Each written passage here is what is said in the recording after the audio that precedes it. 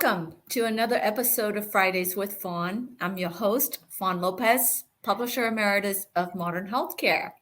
And today we're about to embark on a journey filled with inspiration and insights.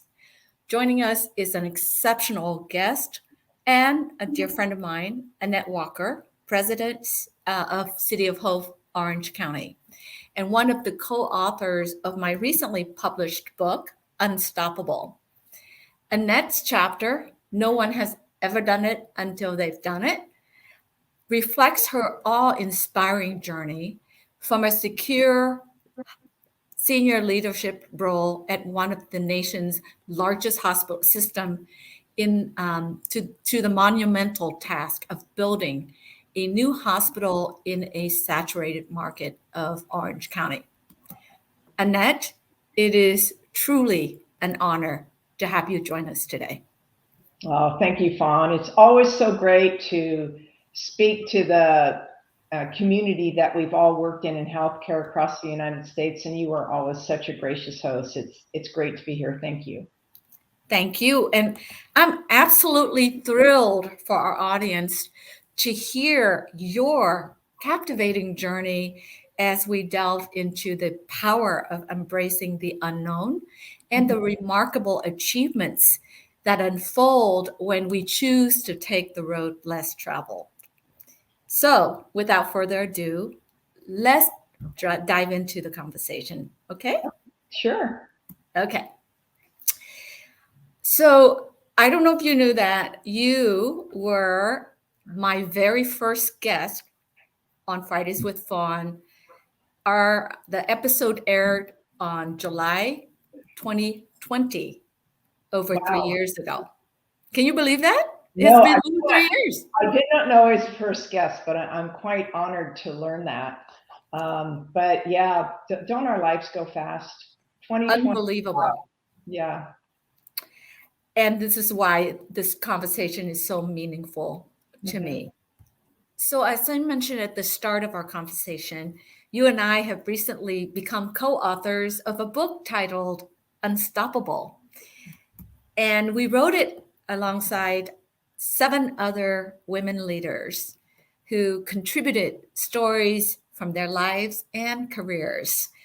Your chapter focuses on your experience taking the risk of starting a new position at City of Hope and leading the opening of City of Hope, Orange County. Mm-hmm. What inspired you to share this specific story or journey?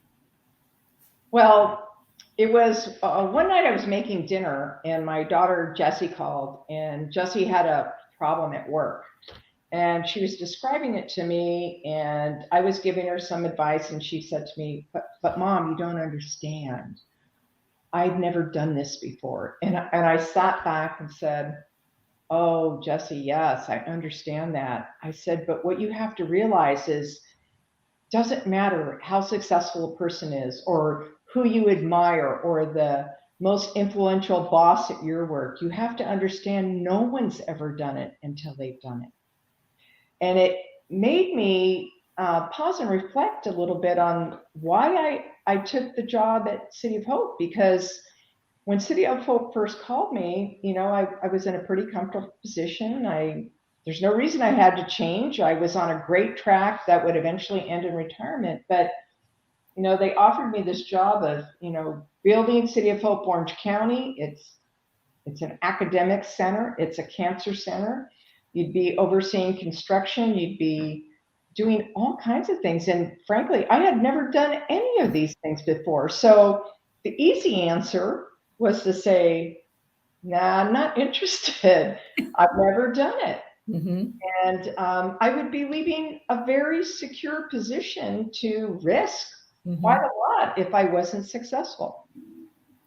So I was sitting there going, well, it's a really interesting idea, but why would I do that? When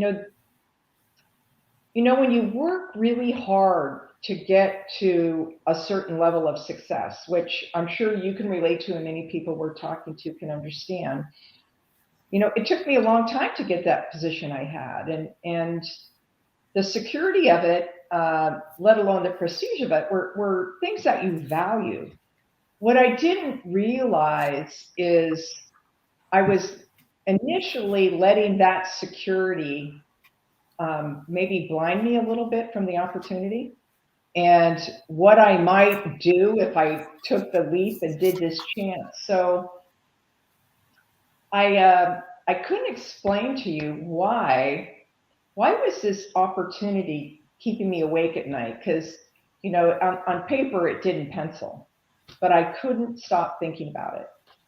And there was something that happened in my past also with what was part of my past. It didn't happen to me, but it happened to my father. When my father was a child, he had polio. And at the time, polio was either going to kill you or it was going to paralyze you. Mm-hmm. And my grandparents made this very difficult decision to move or to place my grandfather in the care of Gillette Children's Hospital in Minneapolis that was about 200 miles from their house. And they had to leave him there in the care of these people. And I was thinking about, oh my gosh, what must that have felt like? What a burden on the family, the worry, at the time, there were no cell phones, and how did my grandmother do that? And she had trusted a health system to do what they knew how to do for their child. And when I was looking at the Orange County opportunity, there was a similar circumstance, not as dramatic as being 200 miles away and a child, but 20% of the people in this community that I've lived in Orange County, and I lived here for 40 years and loved the people here, 20% of them who got cancer were leaving Orange County for care and taking long trips, 2 hours each way at least. And when you're sick, oh my gosh, the burden. And actually, it got even better after I accepted the job, but I'll tell you that. But this reflection on my family's experience and this keeping me up at night, I realized that this City of Hope opportunity wasn't just a job. There was something calling me. And so despite the fact that on paper it didn't make any sense and I was going to do a lot of things I hadn't done before, I decided to say yes. And in retrospect, it was one of the best decisions I made in my life, and one of the most exciting of my whole career. Wow. Well, there's a lot packed in that response of yours, which is such, we all from at one time or another have faced or have had opportunities similar, something that we've never done before, but most of us are afraid, yeah, right, to take that leap because we haven't done it and because where we are is much safer. Yes. And safe is not always good. No, safe is not always good or exciting, or we don't grow when we're safe. We grow the most when we're challenged. Absolutely. So I'm curious, did you experience doubts or moments of uncertainty along the way? And how did you overcome them? Yeah, of course I did. And, I had to do a lot of listening and a lot of, we're great at acronyms in healthcare, as you know. But every organization has its own and makes up their own, and cancer has its own, and academics has its own. But they do, academics in particular, operate differently than the traditional health systems I've been part of. But the biggest change of responsibility was actually being intimately involved in construction. And the only thing I'd ever construction was maybe overseeing my bathroom remodel at my house. And so to be responsible for a $1 billion construction project was pretty scary. Yeah. I had a very wise boss who gave me some fantastic advisors. He's the owner's advisors, and they helped guide me. But I found out something very interesting that, Fawn, I didn't know construction when I took the job, but I did know things that were useful. Mm-hmm. And one of them was my lean training. I know that there are many people in healthcare that get lean training. So you're saying like, well, how do you take that and say that prepares you at all for a building, for, overseeing a construction project? And the way it helped me was I had, grown to use a lean methodology of the stoplights of red, yellow, green. Mm-hmm. Pay attention to the red, because those are the things that can mess you up. Those are the things that can derail you. So out of total ignorance, this is how I asked the project managers to set up the construction meetings. And because I was the senior person, they didn't really question me, they just did it. And later, after we did open on time and on budget during COVID, which was pretty phenomenal, they started getting calls from other people in the construction industry, and they said, how in the world did you guys do this when you were in the middle of COVID? And I said, well, what'd you tell them? And they said, well, you ran the owners meeting different than any other time we had ever run the owners meeting. And he said, we usually have it's very kind of nice and polite, and we focus on all the things we did well, and we pat ourselves on the back and say, good job, and we're great, and we're moving on. And you instead focused us on the derailers and the things that could possibly screw up the timeline, so that we were always focused on mitigation. And so I had no intention of changing a process, but my other experience was so helpful. And now these guys think this is a great process. They use it. Wow. So they've adopted it into how they're managing it. And so it was, I guess that part of that lesson is, don't underestimate what you might know. Yep. Learning, wherever you learn something, there are other avenues of application.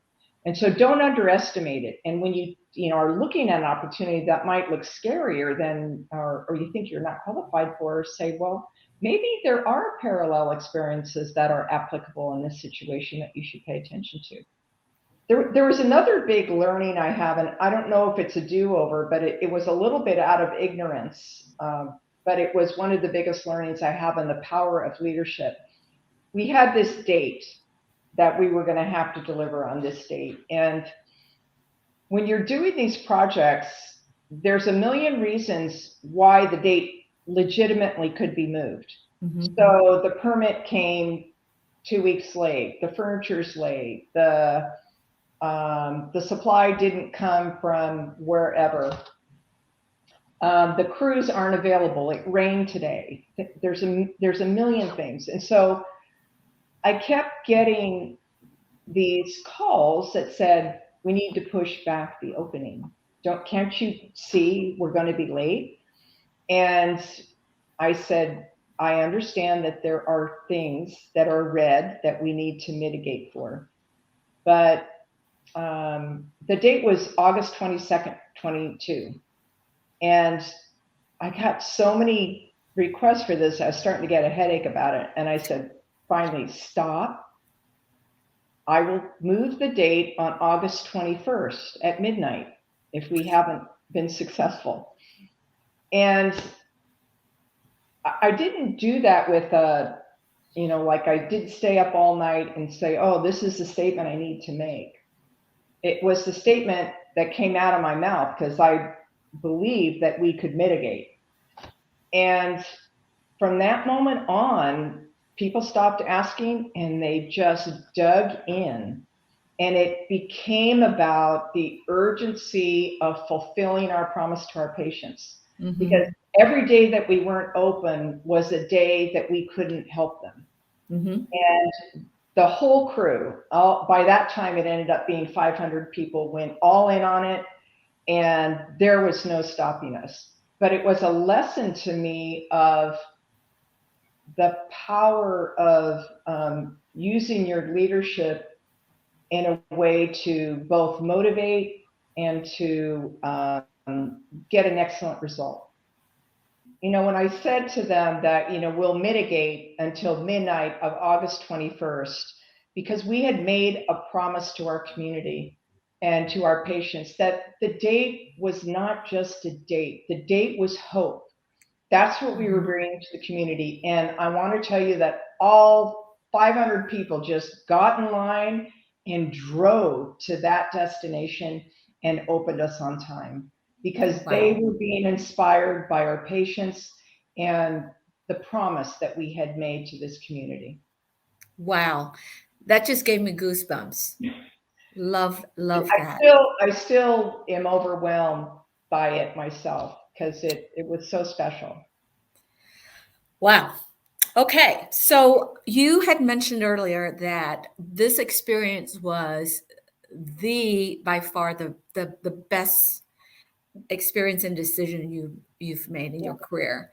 So can you just recap the ultimate outcome of your journey of taking this position and taking on the monumental task of opening City of Hope, Orange County, and how it has shaped your career and personal life?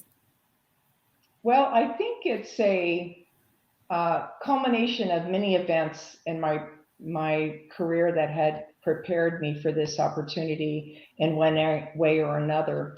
But what it did, and I was in my 60s when I accepted this responsibility, and would have been a comfortable ride to just write it out, and would have been an enjoyable thing. But what this did to inspire me and reinvigorate so many things that I love to do. I love to build, I love to strategize. I love this place, this community, and the people in it. And I honestly have never quite felt so much at any point in my career that what I did mattered so much. Working for very, very large systems is wonderful and you have a lot of influence, but it's very hard to see your fingerprints. What is clear to me, that my fingerprints are very visible, and every day that I get up, it inspires me to make a bigger difference and to help the people in my community, bringing in this very special organization and the capabilities that can help them so much. So it was a most excellent decision. So I guess in retrospect, when you challenge yourself with the things that are dear to you, the things that inspire you, it's going to turn out okay. Yeah, absolutely. It will turn out okay because the inspiration is what gets you up in the morning. Yes, you can take the easy, safe path, and you can take your retirement or your position and enjoy a smooth ride. But taking a little risk, or not a little risk, taking risk can in and of itself be freeing and free you from some of the things that you have not allowed yourself to experience because it just gets comfortable. That is so, so true. And thank you for taking that position and at City of Hope, because the patients in the community truly are benefiting from that. So thank you for that. It's been the pleasure of my career to be part of it, and it's a wonderful organization. So in the book, you offer an invaluable list of key takeaways for those who are taking opportunities that involve stepping into uncharted territory.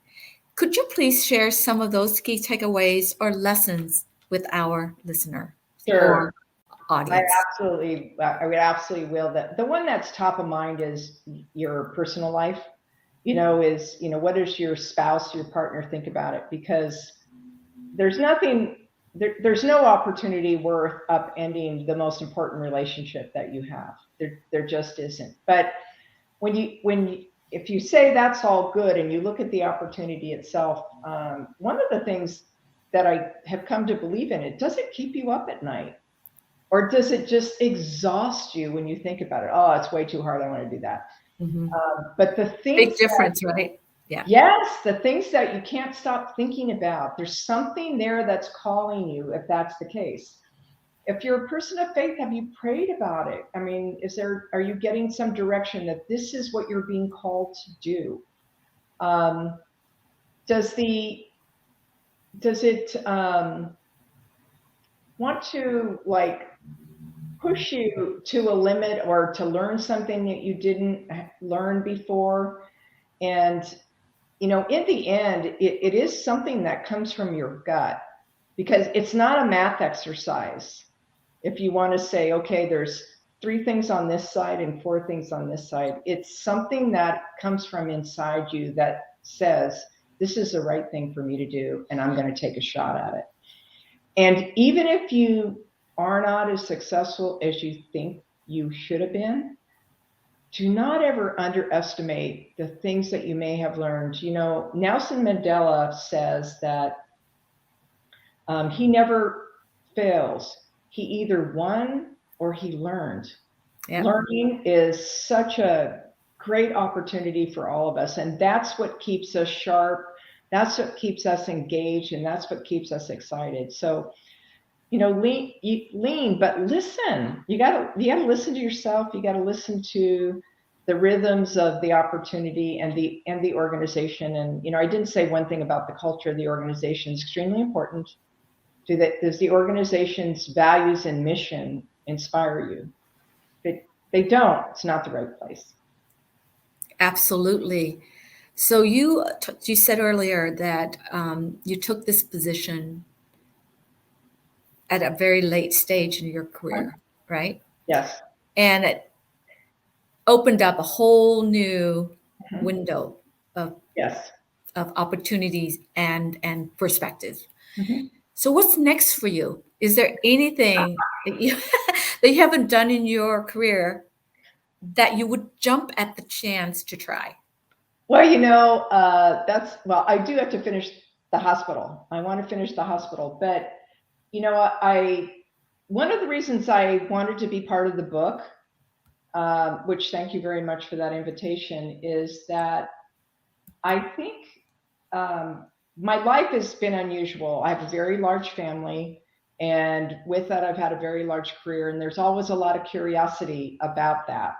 Like, how did you do that, and why did you do that? And so if there's something that allows me to share the perspective and the learnings that I have that makes it either easier or inspirational for somebody else, that would be the best legacy that I think I could ever have. Wow. So to that extent, just to expand upon that a little bit, looking back on your experience writing the chapter in Unstoppable, what did you find most rewarding or insightful about the process? And why do you think it's important for women to share stories like yours?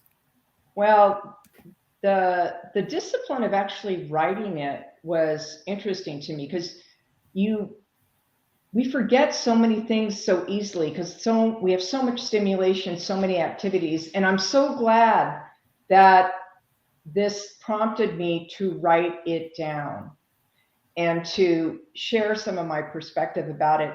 And I hope it does inspire other people, but it was good for me. It was good for me to do that. Now, the rest of the process of working with the other women and reading their stories was also inspirational. It was fun. It was, sometimes you laugh, sometimes you cry. And you realize that there's a sisterhood out there that is a joy to be part of. And what I loved about all the women that were in the book, every woman had challenges, but not a single woman portrays herself as a victim. Every single one of them portrays herself as a strong and successful and empowered woman.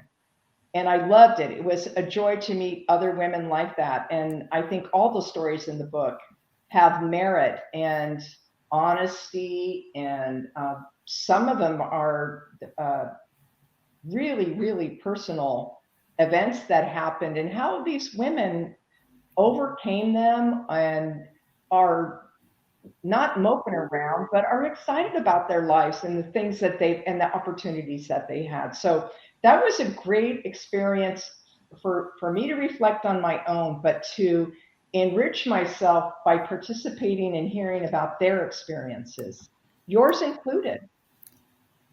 Thank you. And I just want to express my deep gratitude for your invaluable contribution to my journey, not only in writing this book, but also as a trusted and cherished friend and colleague. Yeah. Your leadership, insights, and unwavering support have not only enriched the book, but have profoundly impacted my personal and professional journey.